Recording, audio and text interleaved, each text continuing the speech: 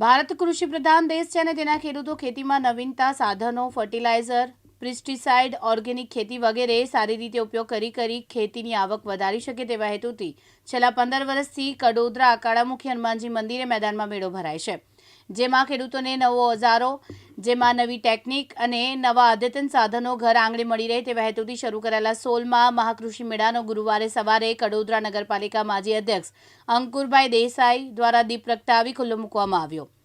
આ પ્રસંગે કડોદરા નગરપાલિકા ચીફ ઓફિસર પ્રણવ ચૌધરી, નગર સંગઠન પ્રમુખ કિરણભાઈ પરમાર, હનુમાન મંદિર ટ્રસ્ટી ભરતભાઈ મોદી તેમજ નગરપાલિકાના વિવિધ હોદ્દેદારોના આગેવાનો મોટી સંખ્યામાં ઉપસ્થિત રહ્યા હતા।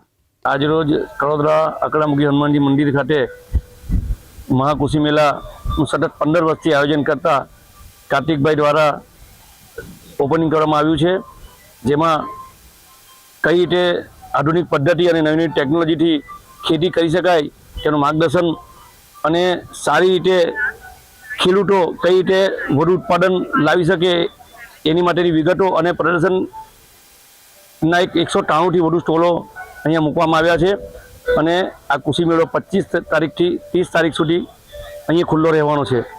આજુબાજુના ખેડૂત મિત્રોને નમ્ર વિનંતી છે કે આ કૃષિ મેળાનો લાભ લઈ અને ખેતી કેવી રીતે કરવી અને પોતાનું પ્રોડક્શન ઉત્પાદન કેવી રીતે વધારવું તેનો લાભ લેવા આપ સૌને નમ્ર વિનંતી છે। અને આ કૃષિ મેળાનું આયોજન કરતા કાર્તિકભાઈ અને એમની ટીમને સતત 15 વર્ષ સુધી સફળતાપૂર્વક આયોજન કરવા બદલ એમની અને એમની ટીમને હું ખૂબ ખૂબ શુભેચ્છા પાઠવું છું। ધન્યવાદ। આજ રોજ 25 ડિસેમ્બર 2025ના રોજ વડોદરા ખાતે મહાકૃષિ મેળાનું આયોજન કરવામાં આવેલ છે। એમાં સતત 15 વર્ષથી અત્રે કૃષિ મેળો થાય છે અને આ 16મો કૃષિ મેળાનું આજે ઓપનિંગ કરવામાં આવેલ છે।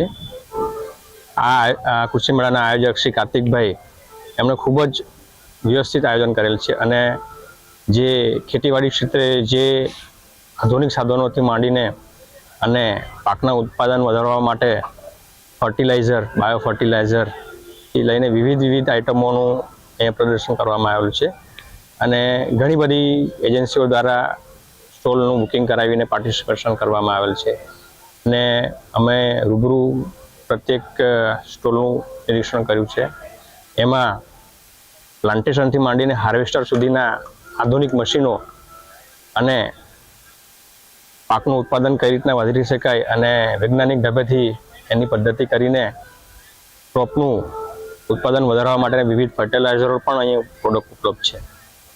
સાથે સાથે અહીં જે ખેડૂતોએ એમને પ્રોડક્ટનો ઉપયોગ કરીને એમનું ઉત્પાદન કઈ રીતના વધાર્યું એમનું પણ નિદર્શન માટેના વિવિધ ગામોના ખેડૂતોની યાદીઓ પણ મૂકેલ છે। એટલે જે વડોદરા તેમજ વડોદરાની આસપાસના વિવિધ ગામોમાંથી કૃષિ ક્ષેત્રે જોડાયેલા તમામ નાગરિકોને એક વિનંતી અને અપીલ છે કે આપ સૌ આ જે મહાકૃષિ મેળો જે છે સતત 15 વર્ષથી યોજાઈ રહ્યો છે અને આ 16મું વર્ષ છે, તો દિવસે દિવસે જે પ્રોગ્રેસ થાય અને કૃષિ ક્ષેત્રે જે સંશોધનો થતા હોય છે એની જાણકારી પણ અહીંયા વિવિધ સ્ટોરો મારફતે મળી રહે તેમ છે।